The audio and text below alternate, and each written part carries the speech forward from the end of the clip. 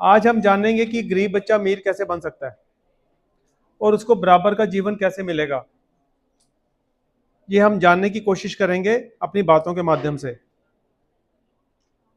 आप सबको पता है कि देश को आज़ादी कब मिली थी? 1947। तो लगभग 75 साल से ज़्यादा का टाइम हो चुका है।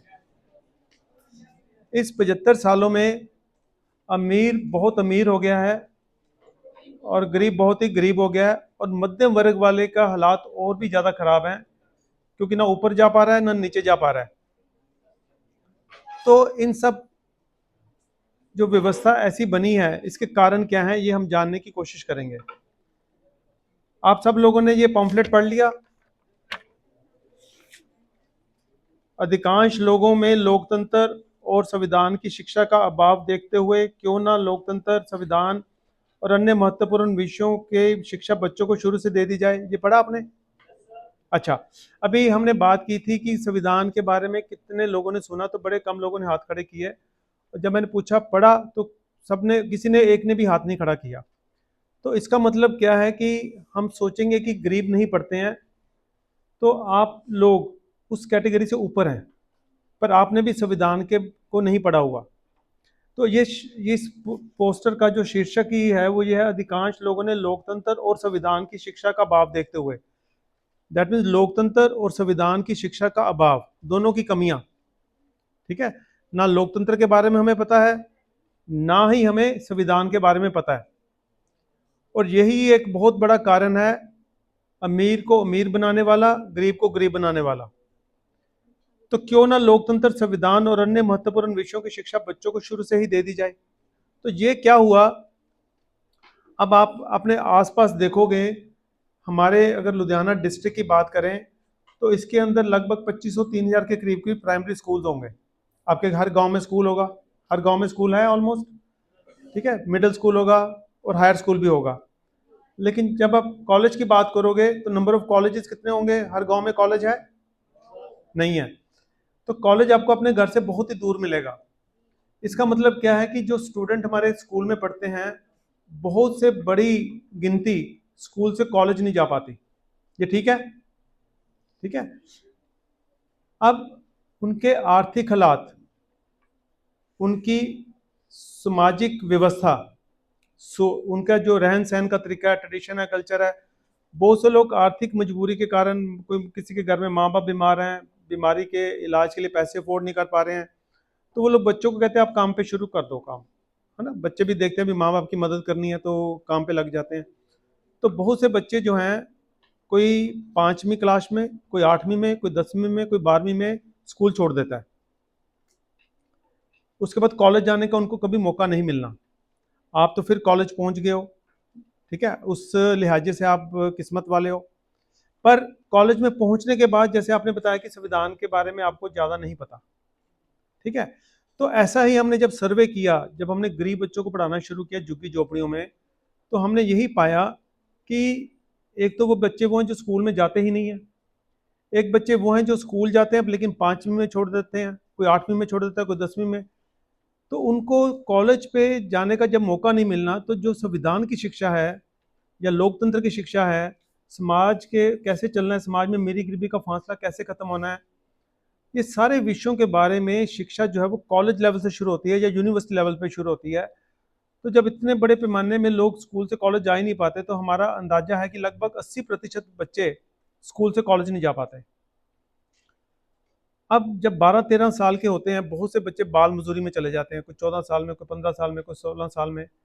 और बहुत से बच्चे ऐसी जातियों से बिलोंग करते हैं, ऐसे कल्चर से बिलोंग करते हैं कि 13-14 साल में शादी भी कर लेते हैं, 15-16 में वो माँ बाप बन जाते हैं, और 18 साल होते ही वो वोटर बन जाते हैं। अब जब 80% बच्चों ने स्कूल से कॉलेज नहीं जाना, तो 80% बच्चों के पास 80% वोटें होंगी जब वो 18 साल के हो जाएंगे। ठीक है, उनको V for vote, D for democracy, E for election, T for tax कुछ नहीं पता होगा। तो फिर हमने ये बनाया पम्फलेट।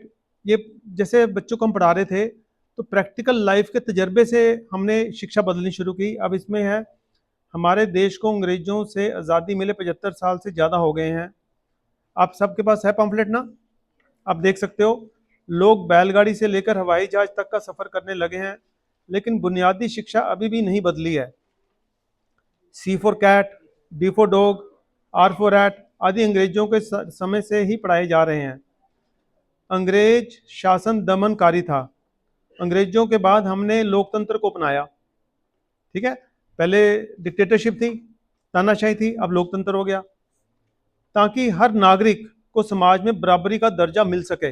अब देखो लोकतंत्र क्यों बनाया था, हमारे समाज में हर किसी को बराबरी का दर्जा मिल सके, लेकिन बराबरी का दर्जा हमें नहीं मिला। इसलिए प्रत्येक नागरिक को लोकतंत्र तथा संविधान का पाठ पढ़ाना जरूरी था। लोकतंत्र 5 साल में एक बार मतदान तक सीमित नहीं है। लोकतंत्र तथा संविधान के बारे में उचित जानकारी का अभाव हमारे देश में, अब देखो लोकतंत्र तथा संविधान के बारे में उचित जानकारी का अभाव हमारे देश में भ्रष्टाचार, गरीबी, अपराध, बेरोजगारी, सामाजिक तथा आर्थिक असमानता, बाल श्रम आदि का एक प्रमुख कारण है। अब आपको कारण समझ आ गया कि जो लोकतंत्र की शिक्षा नहीं हमें पता, संविधान की शिक्षा नहीं पता, ये एक बहुत बड़ा कारण है देश में बढ़ता हुआ जो असमानता बढ़ रही है, गरीबी, भ्रष्टाचार बढ़ रहा है, उसका बहुत बड़ा कारण है। अवसरों की कमी के कारण कई युवा अपने देश छोड़कर दूसरे देशों में जा रहे हैं। अब आप नॉर्मल स्कूल में पूछोगे बेटा आपने क्या करना +2 के बाद, वो कहता है जी कनाडा जाना आइलेट्स करके, ये करियर है उनका। राजनीतिक, सामाजिक और आर्थिक विज्ञान जैसे महत्वपूर्ण विषय जो लोकतंत्र का ज्ञान प्रदान करते हैं, आमतौर पर कॉलेज या विश्वविद्यालय स्तर पर पढ़ाए जाते हैं। आर्थिक तंगी तथा कुछ अन्य कारणों के कारण लगभग 80% बच्चे 10वीं की कक्षा से आगे नहीं पढ़ पाते। कई बच्चे तो छोटी उम्र से ही बाल श्रम का शिकार हो जाते हैं। इसलिए उन बच्चों को सरकार के गठन, लोकतंत्र, मत वोट के महत्व और निर्वाचित उम्मीदवारों, सांसद, विधायक की देश और नागरिकों के प्रति जिम्मेदारी के बारे में पता नहीं होता। अब देखो जिन लोगों को हम वोट के माध्यम से चुनते हैं, आप में से कुछ लोग मतदाता हैं, वोटर हैं, है ना। अब देखो कोई भी एमएलए या कोई भी एमपी आपकी वोट के बिना बन सकता है? नहीं बन सकता है, नहीं बन सकता ना वोटर की वोट के बिना, क्योंकि लोकतंत्र है। अब जो बंदा आपकी वोट के बिना नहीं बन सकता, तो कौन ताकतवर हुआ, वोट देने वाला या वोट लेने वाला? देने वाला। तो ये क्यों हो रहा है हमारे देश में कि वोट जिसको हम डालते हैं, वोट लेने के बाद वो हमें आंखें दिखाता है? कमी फिर यहीं से नजर आएगी कि शिक्षा की कमी। निर्वाचित उम्मीदवार, सांसद, विधायक की देश और नागरिकों के प्रति जिम्मेदारी के बारे में पता ही नहीं होता। हमें पता ही नहीं उनकी जिम्मेदारी हमारे प्रति है क्या, उनकी अकाउंटेबिलिटी क्या है, उनका क्या रोल था, क्यों हमने वोट डाली, क्यों चुना किसी को, उसने क्या करना था वोट लेने के बाद। हैरानी की बात होगी, जैसे आज मैंने आपसे पूछा संविधान पढ़ा है, सुना है, तो अगर आप 117 एमएलए है पंजाब में, आप उनसे पूछो संविधान पढ़ा है, तो 50% से ज़्यादा ने संविधान नहीं पढ़ा होगा। ये वो लोग हैं जिन्होंने आपको लीड करना है। ये बच्चे 18 साल के होते ही मतदाता बन जाते हैं, जो बच्चे स्कूल से कॉलेज नहीं जाते। लोकतंत्र की सही जानकारी ना होने के कारण वह भ्रष्ट उम्मीदवारों को झूठे वादों में झांसे में आ जाते हैं। अब देखो भ्रष्ट उम्मीदवारों के झूठे वादों के झांसे में आ गए हम। वे उम्मीदवार से पैसे और शराब लेके वोट डालते हैं। इसके कारण विधानसभा और लोकसभा में बेईमान उम्मीदवार विधायक चुने जाते हैं। वे लोगों की समस्याओं का समाधान करने की बजाय मतदाताओं द्वारा दिए गए अधिकारों का दुरुपयोग कर आम लोगों के परेशान करना शुरू कर देते हैं। इन्हीं मुद्दों के समाधान की इन्हीं मुद्दों पे विचार किया गया कि भाई इसका समाधान कैसे निकालें। समाज को संचालित करने वाली शिक्षा को समझने के लिए देखो, अब मैं थोड़ी सी बैकग्राउंड मेरी क्या है कि मैं बिजनेसमैन था।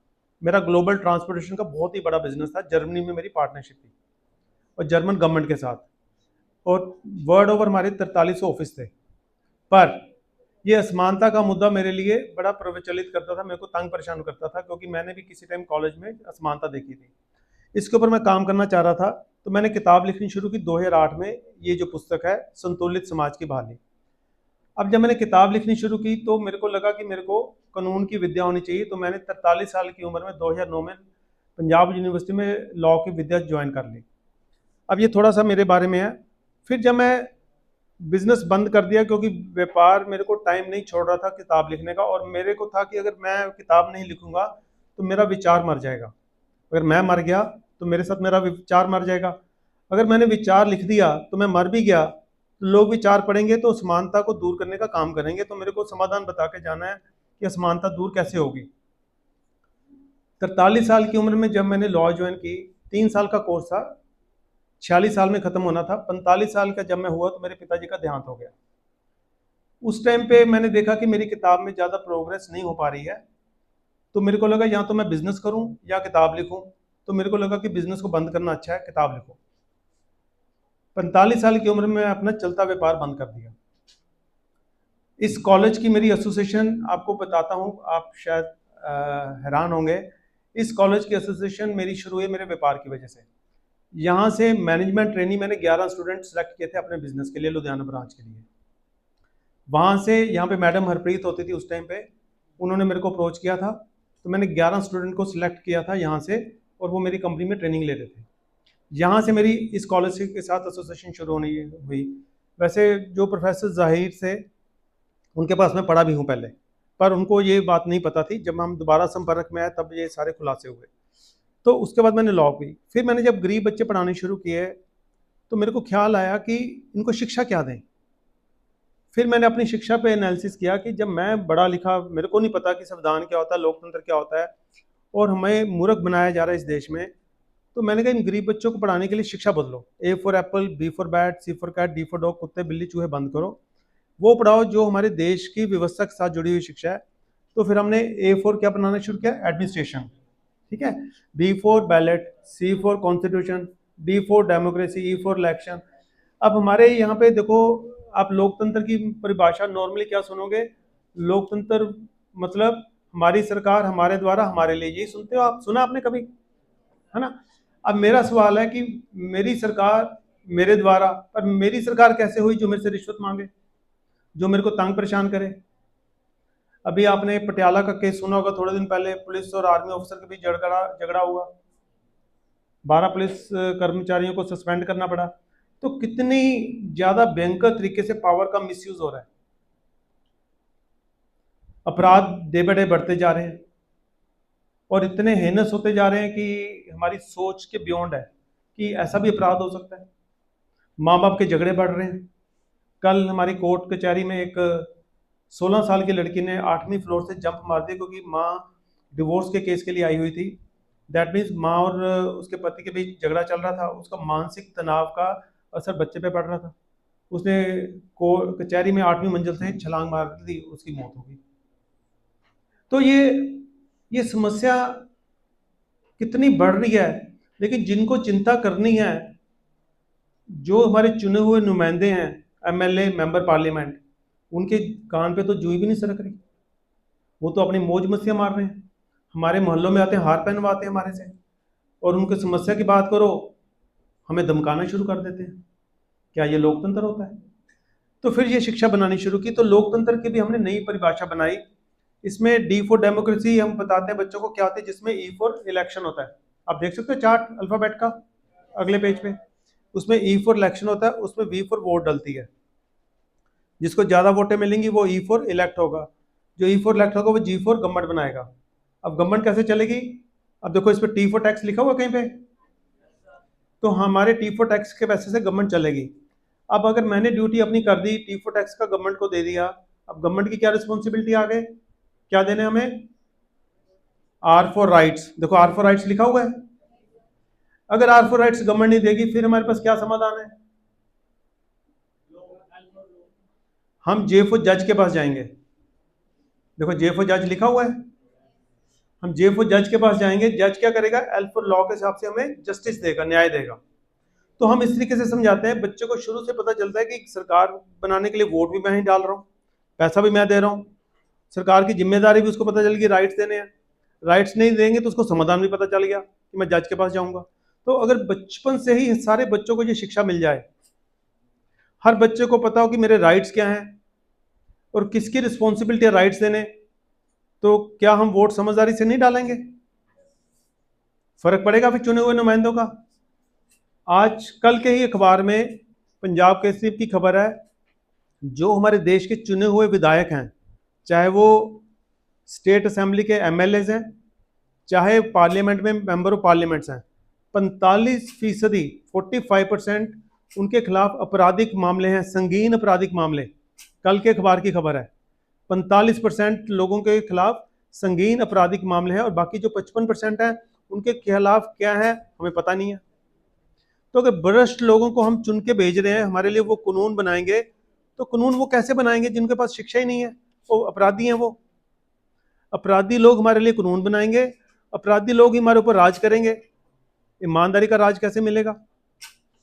तो ये एक शिक्षा का हमारा प्रयास है कि इस शिक्षा के माध्यम से बचपन से ही हम जागृति फैलाएं। स्कूल में तो फैलाए ही रहे हैं हम।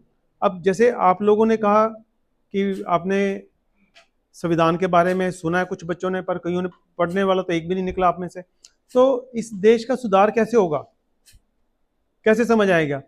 अब बहुत ही महत्वपूर्ण है कि मैं पूरा संविधान तो हम आज डिस्कस नहीं कर सकते, पर मैं आपको बेसिक संविधान के बारे में इंट्रोड्यूस कराऊंगा आज। ये कॉन्स्टिट्यूशन ऑफ इंडिया है, ये देख सकते हैं सारे, ठीक है। ये हमारा ग्रैंड नॉर्म है, इसको बोलते हैं कि इसके ऊपर ना प्रधानमंत्री है ना राष्ट्रपति है, कोई भी नागरिक हमारे देश का इसके ऊपर नहीं हो सकता, ये सबसे ऊपर है। आज हम, अच्छा आपके पास एक संतुलित समाज की बहाली वाला पॉम्फलेट भी होगा, वो पढ़ने का मौका मिला आपको है? अच्छा चलो वो भी पढ़ लेते हैं फिर।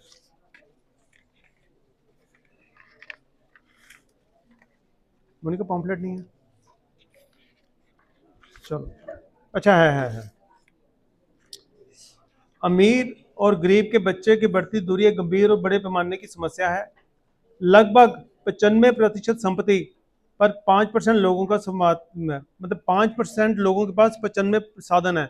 इसका मतलब अगर कुल 100 रुपया है हमारे पास, 5 लोगों के पास कितने हो गए?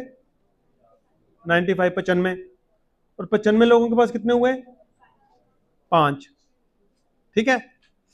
अब ये बताओ, अगर 95 लोगों के पास 5 हैं और 5 के पास 95 हैं, अब हमारी देश है लोकतंत्र, लोकतंत्र में 95 के पास कितनी वोटें हुई?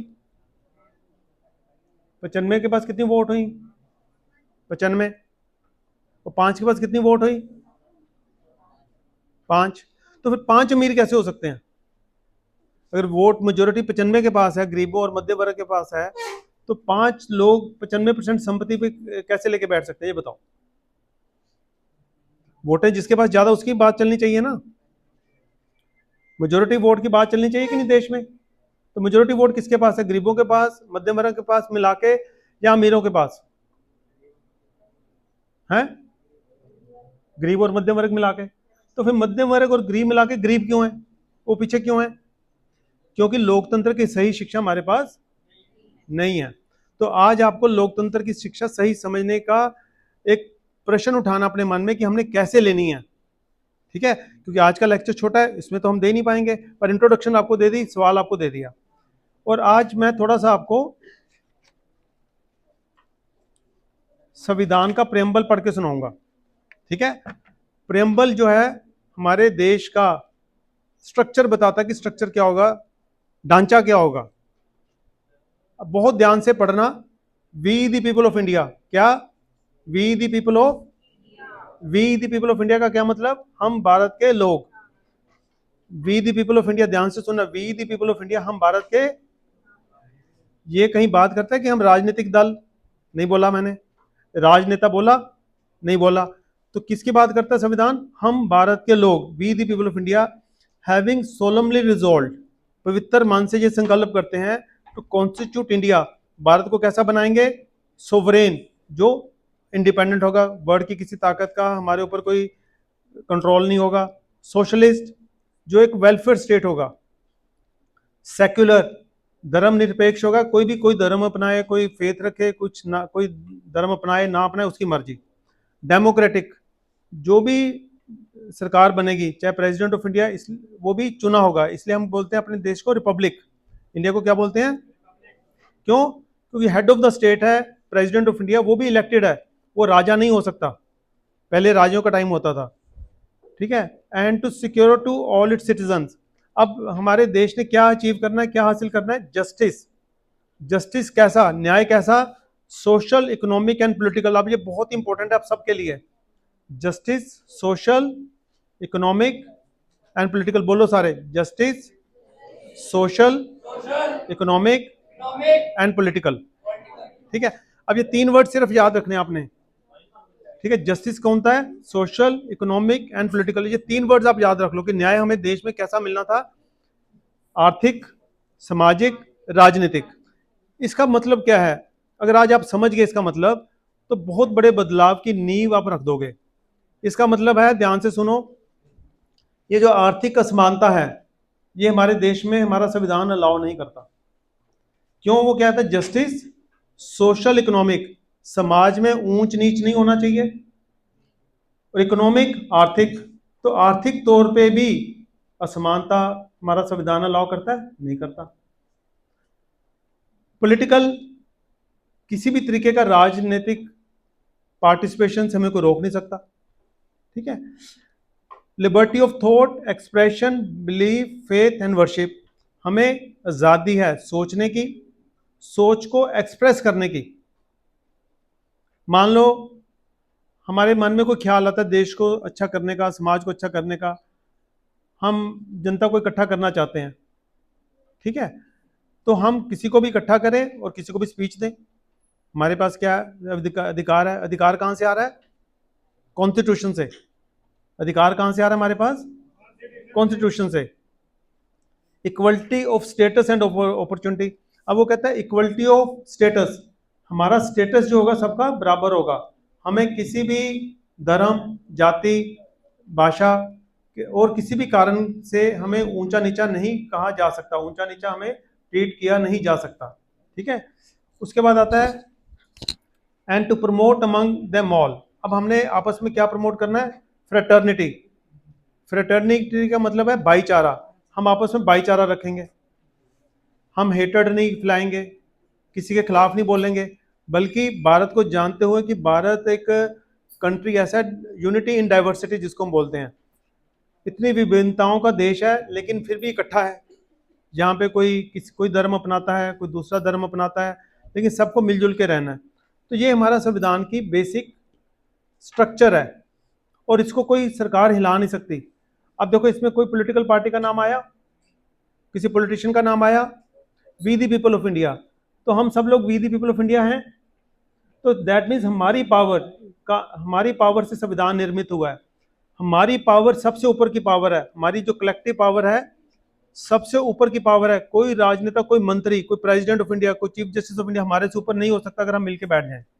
हम मिलके जो फैसला लेंगे वो फैसला हर किसी को मानना पड़ेगा। कानून भी हमारे फैसले के हिसाब से बनने पड़ेंगे जो we the people of India decide करेगा। दुर्भाग्यपूर्ण, unfortunately, because of lack of education, of democracy and constitution, we are suffering. That is the major cause of inequality, corruption, crime, exploitation, and so many other problems in our society. So many problems. कई बार मैं गरीब बस्तियों में जाता हूँ, वहाँ पे बीमारी के इलाज के लिए पैसे नहीं होते। हॉस्पिटल वाले बंदे को मरीज लेकर जाओ, कहते हैं पहले पैसे जमा करो, इलाज ही नहीं शुरू करते।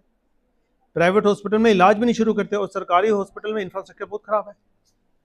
ठीक है, तो ये हमें समझना है कि असमानता क्यों बढ़ रही है, और बढ़ती हुई असमानता कैसे हमारा नुकसान करती है। देखो, अगर एक अमीर आदमी के साथ किसी गरीब का पंगा पड़ जाए, अमीर बंदे ने गरीब बंदे को पीछे से ठोका, गाड़ी में एक्सीडेंट मार दिया हो, तो गरीब लड़ाई लड़ पाएगा? अमीर व्यक्ति पैसे के बल से पुलिस को भी खरीद लेगा, जज को भी खरीद लेगा, तो गरीब को न्याय मिलेगा? तो जब गरीब को न्याय नहीं मिलना, तो हमारा जस्टिस कहाँ गया? Justice, social, economic and political खत्म हो गया। तो जो गरीबी और अमीरी का फासला बढ़ता जाएगा, वो सारे सिस्टम को दीमक की तरह खा जाएगा। और आज हम बड़ी ही डेंजरस पोजीशन पे पहुंच चुके हैं इस देश में। क्यों है ये डेंजर? कोई बच्चा कम्युनिज्म की थॉट को जानता है? कम्युनिज्म क्या था? किसी बच्चे को कम्युनिज्म के बारे में पता है? अच्छा, ये पता है कि अंग्रेज हमारे ऊपर राज करते थे, ये पता है? सबको पता है। तो आपको पता होगा जब अंग्रेज हमारे ऊपर राज करते थे, वो क्या करते थे कि वहां के लोगों को, जिस कंट्री में वो राज करते थे, वहां के लोगों को बंधु बना लेते थे और उनसे फार्म लेबर कराते थे, खेती बाड़ी का काम कराते थे और बड़ी मेहनत से काम करवाते थे, फसलें उगाते थे, फिर उसकी ट्रेडिंग करते थे। उसी बीच औद्योगिक क्रांति होगी, इंडस्ट्रियल रेवोल्यूशन सुनी है आपने? जब इंडस्ट्रियल रेवोल्यूशन हुई तो उन्हीं लोगों को जिनको फार्म पे लेबर कराई जाती थी, उनको उठा के इंडस्ट्री में डाल दिया गया और इंडस्ट्री में उनका शोषण और भी बढ़ गया। इंडस्ट्री में प्रोडक्शन की बहुत ज़रूरत थी, तो लेबर को क्या किया जाता था, कमरे में बंद कर दिया जाता था और उनको खोला जाता था जब कारखाने में काम करना होता था, उनसे काम करवा के खाना खिला के फिर बंद कर दिया जाता था। तो इस तरीके का अत्याचार हो रहे थे। जब अत्याचार बहुत ही बढ़ गया तो एक कार्ल मार्क्स नाम का व्यक्ति जर्मनी में पैदा हुआ। सुना आपने कार्ल मार्क्स, है ना? तो कार्ल मार्क्स ने लेबर के शोषण के खिलाफ आवाज उठाई और उसने थ्योरी ऑफ कम्युनिज्म की थ्योरी दी, कम्युनिस्ट मैनिफेस्टो लिखा उसने कि जो लेबर क्लास है वो प्रोडक्शन में बहुत बड़ा योगदान डालती है, तो उसके भी राइट्स होने चाहिए। अब जब वो कम्युनिज्म का कॉन्सेप्ट रशिया में सबसे पहले आया, सबसे पहले कौन सी कंट्री में आया? जब रशिया में आया तो बहुत से और देशों में भी ये बहुत पसंद आया कि भी हाँ, लेबर के भी बराबर के हक होने चाहिए, कोई मालिक नहीं होना चाहिए। तो ये कॉन्सेप्ट फैलने लगा। जब ये कई सारे देशों में फैल गया, चाइना में भी देखो, सुनो, आपने सुना होगा ना, कम्युनिस्ट कंट्री है चाइना, है ना? तो ये बहुत से कंट्रियों में फैलने लगा, वियतनाम में आ गया, ऐसे कई कंट्रियों में फैल गया। उससे क्या हुआ, जो कैपिटलिस्ट थे, पूंजीवादी लोग थे, वो डर गए। उनको लगा कि अगर हमारी पूंजी खत्म होगी, पूंजीवादी समाज खत्म हो गया, तो हम भी लेबर की तरह बराबर हो जाएंगे, बड़े बड़े और अमीर और गरीब का फासला खत्म हो जाएगा। तो उन्होंने कहा कि भी देखो, हमें किसी ना किसी तरीके से कम्युनिज्म को फैलने से रोकना है। उन्होंने कहा कैसे रोकें? तो उन्होंने कहा भी हमें कुछ ना कुछ कदम उठाने पड़ेंगे। तो क्या क्या कदम उठाए गए? उन्होंने लेबर को शोषण को रोकने के लिए हफ्ते में एक छुट्टी का अनाउंस किया कि लेबर को छुट्टी भी मिलेगी। उनके वर्किंग आवर तय किए गए कि वो 8 घंटे काम करेंगे। उनको हेल्थ सर्विसेज फ्री दी गई, शिक्षा उनके बच्चों को फ्री दी गई। फिर बोनस का प्रावधान किया गया कि ज़्यादा प्रोडक्शन करोगे तो बोनस मिलेगा। तो जब इतने सारे इंसेंटिव अनाउंस होने लगे तो जो लेबर प्रोटेस्ट था वो थमने लगा। अब जो स्टेट थी, जो गवर्नमेंट थी, वो डिक्टेटरशिप से सोशल वेलफेयर स्टेट में जानी शुरू होगी, जहाँ पे सामाजिक सेवा, लोगों की वेलफेयर का कॉन्सेप्ट डेवलप होकर बाहर आया। उसमें हर नागरिक के राइट्स बने, ठीक है। धीरे धीरे कुछ कंट्री जो है डेमोक्रेटिक होने लगे। भारत देश में इसका दृश्य कैसे देखते हो? अगर आपने सुना होगा, भारत देश में जब इंदिरा गांधी गवर्नमेंट चल रही थी तो बहुत से बैंक जो प्राइवेट थे उनको नेशनलाइज किया गया, राष्ट्रीयकरण किया गया। आपने सुना ये बात? ठीक है, उनका राष्ट्रीयकरण हुआ। इंश्योरेंस कंपनियों का राष्ट्रीयकरण हुआ। बहुत सारी टेक्सटाइल मिलों का बॉम्बे में राष्ट्रीयकरण हुआ। एयरलाइन जो एयर इंडिया थी उसको राष्ट्रीयकरण किया गया उसका। तो इतना दबाव था, डर था कैपिटलिस्ट को, उन्होंने कहा भी नहीं, उस दबाव के मद्देनजर सारी चीज़ों को नेशनलाइज करना पड़ा। अब फिर क्या हुआ, धीरे धीरे जो कैपिटलिस्ट थे उन्होंने अपने आप को स्ट्रॉन्ग करना शुरू किया। जैसे जैसे वो स्ट्रॉन्ग होते गए, दूसरी तरफ से जो सोशलिज्म थे, जो कम्युनिज्म थे, उनके अंदर वीकनेस नजर आने लगी क्योंकि इंसेंटिव नहीं था।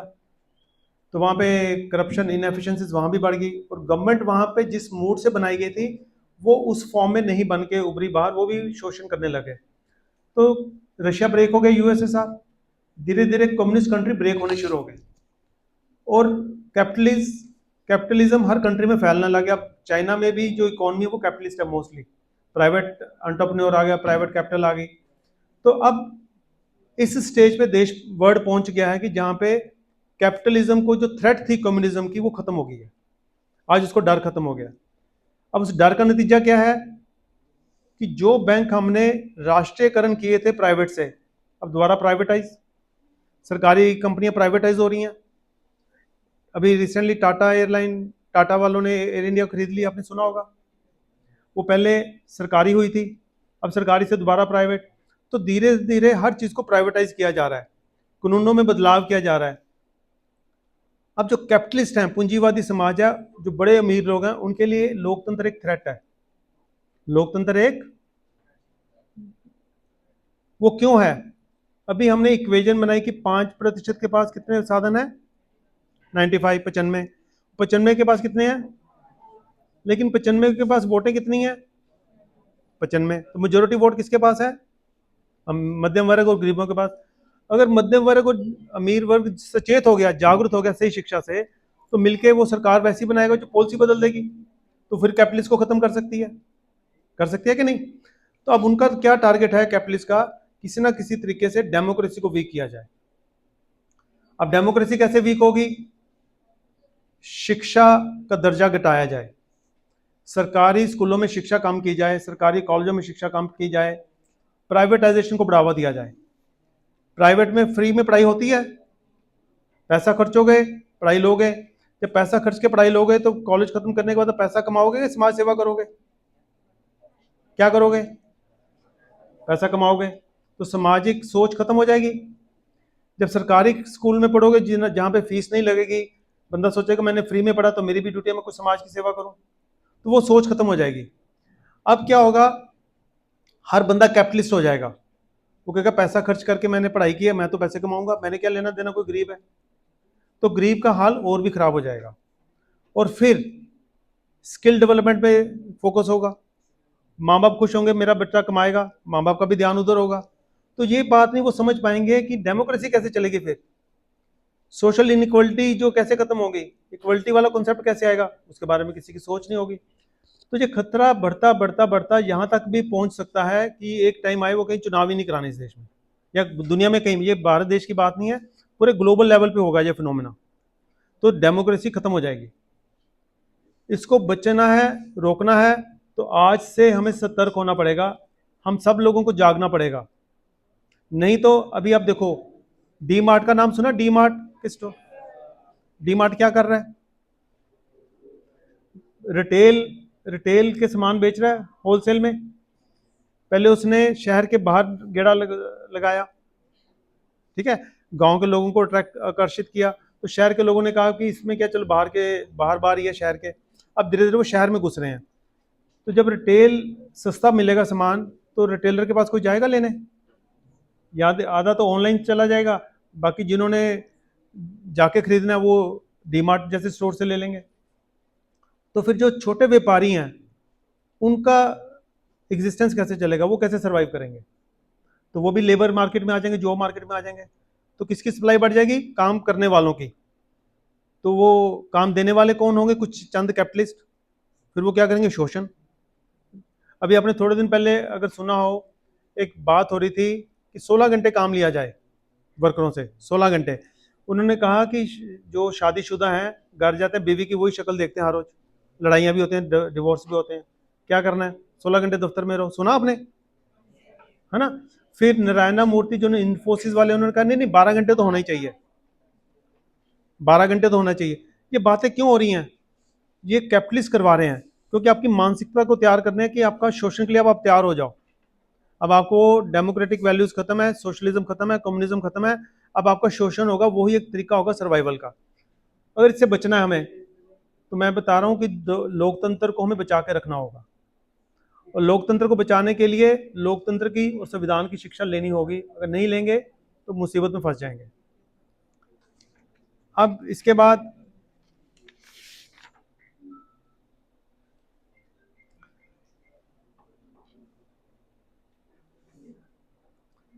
अब शिक्षा के अंदर आपको एक छोटी सी कहानी सुनाता हूँ।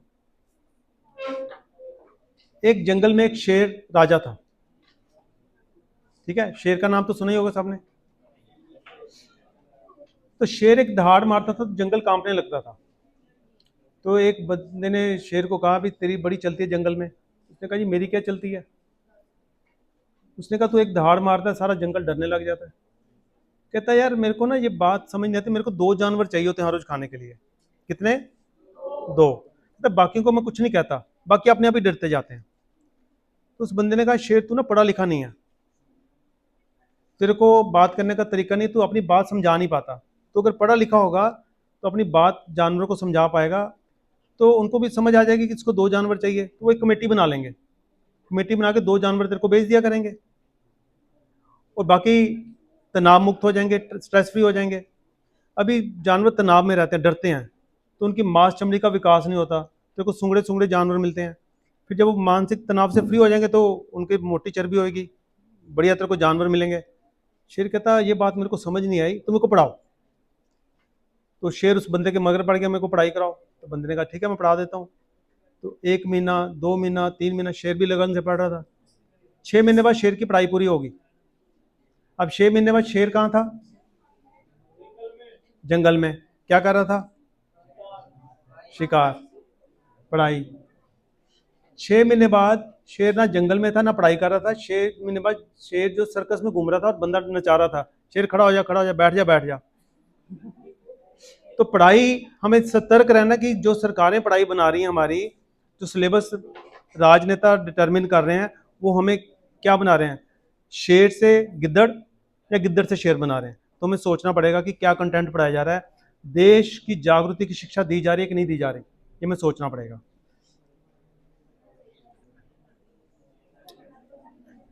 अब न्याय, हमने बात की justice, social, economic and political, हमने बात की ना न्याय, आर्थिक, सामाजिक, राजनीतिक, ठीक है। अब इसको कैसे समझना है? अगर आप ठीक से शिक्षित होंगे, ठीक शिक्षा मिली होगी, तो उसके क्या होगा? दो दोस्त थे। कितने दोस्त थे? दोनों बहुत ही भूखे थे। दोनों बहुत ही, वो अनाज की तलाश में इधर उधर भटक रहे थे, ठीक है। उनको अनाज नहीं मिल रहा था। अब उनकी हालात खराब होने लगे, बीमार होने लगे। तो ढूंढते ढूंढते एक घर में पहुंचे, वहां पे उनको एक नान मिल गया। क्या मिल गया? नान। अब दोनों दोस्तों की निगाह थी कि नान मैं खा लूं, दूसरे की थी मैं खा लूं। सहमति हो नहीं रही थी, इतने में भूख और बढ़ती गई। एक दोस्त ने समझदारी की, उसने कहा भी चल ऐसा करते हैं, नान को आधा आधा कर लेते हैं। कितना कर लेते हैं? ठीक है, ये समझदारी वाली बात हुई। अब सवाल था आधा कौन करे। उनके मन में शक था कि जो आधा करेगा वो बड़ा पीस ले जाएगा, दूसरे को छोटा मिलेगा। तो सहमति बनी नहीं, भूख बढ़ती गई। अब क्या हुआ, भूख बढ़ने से उनको और तकलीफ होने लगी। फिर दूसरे दोस्त ने समझदारी की, उसने कहा चल यार तू काट ले, कितना बड़ा पीस काट लेगा, कुछ तो मिलेगा मेरे को खाने को, नहीं तो मैं भूखा मर जाऊंगा। उसने कहा काट ले। अब वो बड़ा दूसरा दोस्त जिसको मौका मिला काटने का, वो खुश हो गया कि मैं बड़ा पीस काटूंगा। ठीक है, उसको पावर मिल गई, आपकी वोट मिल गई उसको, वोटर ने वोट डाल दिया एमएलए एमपी को। अब हमने पावर दे दी। अब जब वो काटने लगा तो दूसरा दोस्त बोला देखो, काटने की ताकत मैंने दी आपको पहले, चूज करने की ताकत मेरी, चूज मैं करूंगा पहला पीस किसका। अब क्या होगा, बड़े वाला वो काटेगा ही नहीं बड़ा, उसको पता है कि मेरे को छोटा मिल जाएगा। अब वो जितना भी दिमाग लगा उसको बराबर काटना पड़ेगा। तो ये है न्याय। अगर सही शिक्षा होगी, सही चेक सिस्टम होगा, तो आप एमएलए एमपी बनाओगे, मंत्री बनाओगे, वो गलत पावर का इस्तेमाल नहीं कर पाएगा। पर उसके लिए आपको सही शिक्षा चाहिए, उसके बिना नहीं हो पाएगा। ठीक है, तो ये जब सारी चीजें मद्देनजर चल रही थी, ये जो पुस्तक है मेरी संतुलित समाज की बहाली, इस पुस्तक को लिखने में कितने साल लगे हैं अंदाजा लगा सकता है कोई? हैं 17 साल। हाँ, आपकी उम्र कितनी है? 20।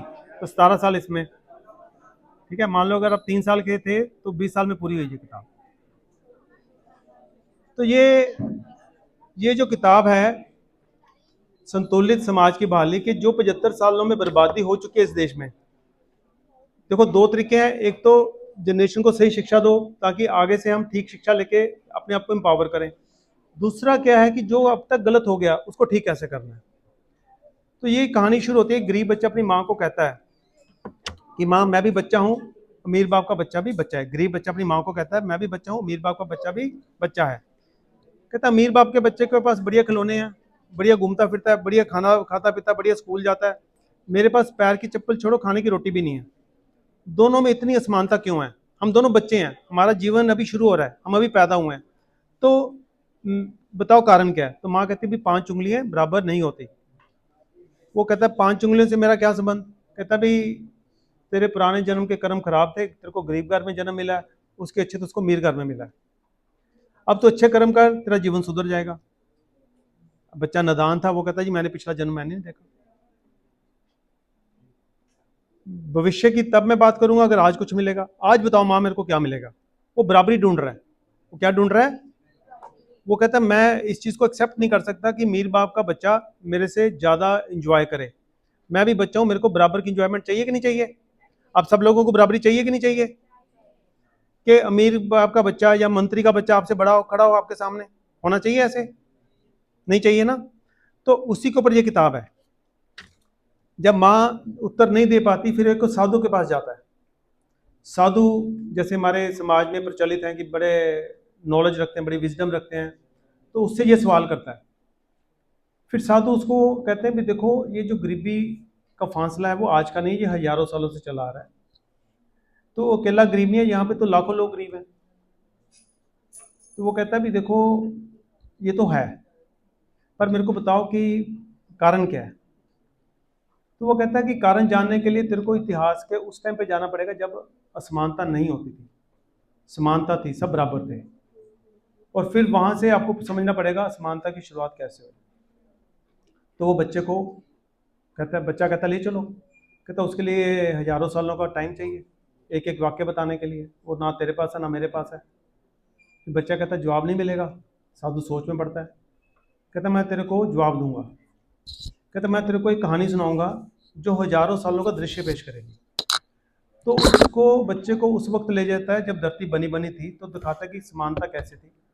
फिर वहां से दिखाता है असमानता की शुरुआत कैसे हुई और असमानता से समानता के प्रयास कितने हुए और उसको कैसे विफल कर दिया गया लोगों ने, असमानता से समानता नहीं होने दी। कहानी सुनता सुनता वो आज़ाद भारत तक पहुंच जाता है। ये 50-60 क्वेश्चन तक पृष्ठ पेज तक वो कहानी चलती है। फिर वो बच्चा कहता है जब देश आज़ाद हो गया था भारत, आज़ाद भारत अपनी नीति खुद बना सकता था, तो आज़ाद भारत में नीति ऐसी क्यों नहीं बनी कि मेरी बराबरी क्यों नहीं हुई, असमानता क्यों नहीं खत्म हुई, गरीबी क्यों नहीं खत्म हुई। तो ये सवाल करता है। उस सवाल के बाद 139 प्रश्न उत्तर का संवाद चलता है गरीब बच्चे और साधु के बीच। उस प्रश्न उत्तर के संवाद से वो सारी देश की व्यवस्था, जैसे हमने डिस्कस किया ना, सोशल, इकोनॉमिक, पॉलिटिकल जस्टिस, संविधान, डेमोक्रेसी, ये सारे चीज़ों के ऊपर चर्चा होती है। उस चर्चा के माध्यम से वो सारी व्यवस्था को जान लेता है कि व्यवस्था में कमी कहाँ से रह गई। उसको ये भी पता चल जाता है कि व्यवस्था में क्या क्या चीज़ें थी जिससे गरीबी खत्म हो जानी चाहिए थी। वो कहता है जब प्रावधान थे, प्रोविजन थे गरीबी खत्म होने के, फिर इन्होंने इम्प्लीमेंट क्यों नहीं किए। फिर उसकी कमियां समझता है, अभी कमियां क्या रहेगी। फिर वो चर्चा करते करते अमीर अमीर आज के टाइम पे कैसे बनता है, ग्लोबलाइजेशन हुई, इंडस्ट्रियलाइजेशन के बाद प्राइवेटाइजेशन हुई, तो कहता है अमीरी तो खत्म, गरीबी तो खत्म नहीं हो रही, अमीर और अमीर होता जा रहा है। तो वो सारी व्यवस्था पे चर्चा करता है। जब सारी समस्याओं को, आज के टाइम की, मॉडर्न टाइम की समस्याओं को जोड़ लेता है सारे सिस्टम के साथ, फिर वो समाधान की बात करता है कि समाधान क्या है। तो इस बुक में समाधान दिया हुआ है। समाधान के ऊपर लगभग 40 प्रश्न उत्तर हैं। वो आर्गुमेंटेटिव टाइप हैं।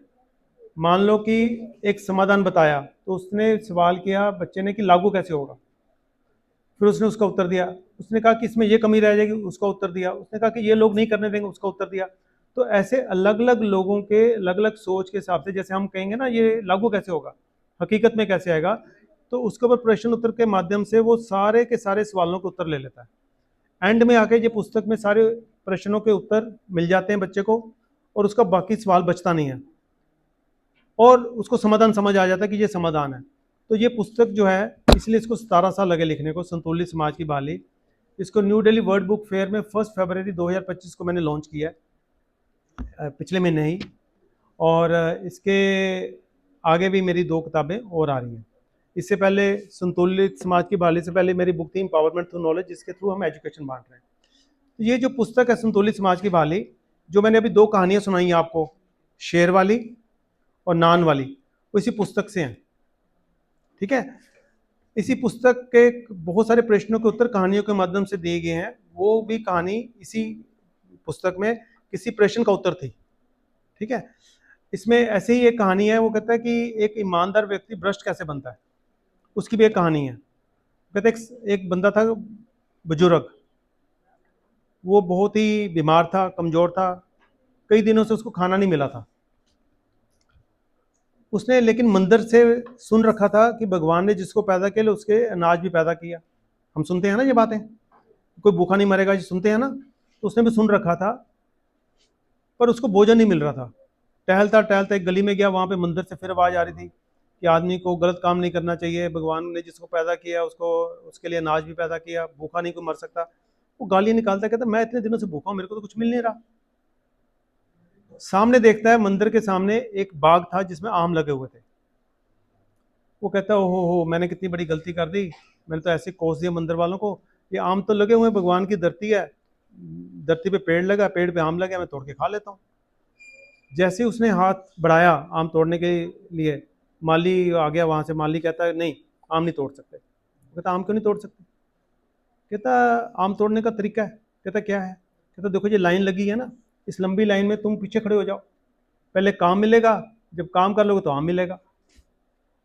उसने कहा मैं तो बुजुर्ग हूँ, बीमार हूँ, मैं इतनी लंबी लाइन में खड़ा नहीं हो सकता। उसने कहा बक बक नहीं करनी, तेरे को मैंने सिस्टम बता दिया ना, आम लेना तो चुपचाप जाके खड़ा हो जा। अब हेल्पलेस था वो, चल पड़ा लाइन के पीछे खड़ा होने। 4 कदम चला था, गिर पड़ा। तो माली ने देखा कि ये तो वाकई ही बहुत ही ज़रूरतमंद है। वो आया, उसने उठाया। उसने कहा ये तो बड़ा कमज़ोर है। उसने कहा देखो मैंने तेरे को सरकारी व्यवस्था बताई थी, सरकार का ये नियम है, मैंने बता दिया, पर तू वाकई ही नीडी है, तेरी मेरे को हेल्प करनी पड़ेगी आउट ऑफ द वे जाके। वो उस व्यक्ति को बाग के पीछे की तरफ ले जाता है, वहाँ पे कंटीली तार लगी होती है। कहता मैं तेरे को अब कंटीली तार से टिपा दूंगा, तू वहाँ से आम तोड़ के ले जाना चुपचाप। बड़ा खुश होता है, कहता है कि बहुत बढ़िया बंदा है। वो बंदा देखता है कि कंटीली तार के पीछे आम कितने गिरे पड़े हैं, ज़मीन पे सड़ रहे हैं। वो सोचता है अपने मन में कि इतनी लंबी लाइन काहे को लगा रखी है, आम सड़ रहे हैं, बांट दें, ख़त्म करें, गल भी रहे हैं, चलो। वो कहता है कि ठीक है मैं आम ले आता हूँ। कहता है एक शर्त है। कहता है क्या शर्त है? आम कितने लाने? कहता 2। कहता 2? कहता एक ही चाहिए। कहता एक तेरा एक मेरा। अब वो भूखा था, उसने मान ली शर्त। अब वो जैसे ही अंदर एंटर होने लगा, वो कहता एक शर्त हो रहा है। कहता वो क्या शर्त? कहता अगर से कोई उच्च अधिकारी आ गया, कोई छापा पड़ गया, तो मैं ये नहीं कहूंगा कि मैंने तेरे को अंदर भेजा, मैं कहूंगा मैंने चोर पकड़ लिया। तो तू चोर कहलाएगा। तो देखो कि हमारी व्यवस्था एक ईमानदार व्यक्ति को अपराधी कैसे बनाती है। तो वो भी ऐसे कहानी है इसमें। तो जो असमानता बचपन से शुरू हो गई, अगर बचपन से ही हमने टैकल नहीं की, बचपन से ही बच्चों में बराबरी नहीं पैदा की, तो ऊंचे होके बड़े होके बराबरी कभी नहीं बनेगी। ये ध्यान रखना। हमें मांग करनी है कि बच्चों की बराबरी शुरू होनी चाहिए, बच्चों के बीच असमानता होनी ही नहीं चाहिए। बच्चा अपने माँ बाप को गरीब बनाता है? बनाता है? कौन कहता है यस? जो यस वाला बता दे कैसे।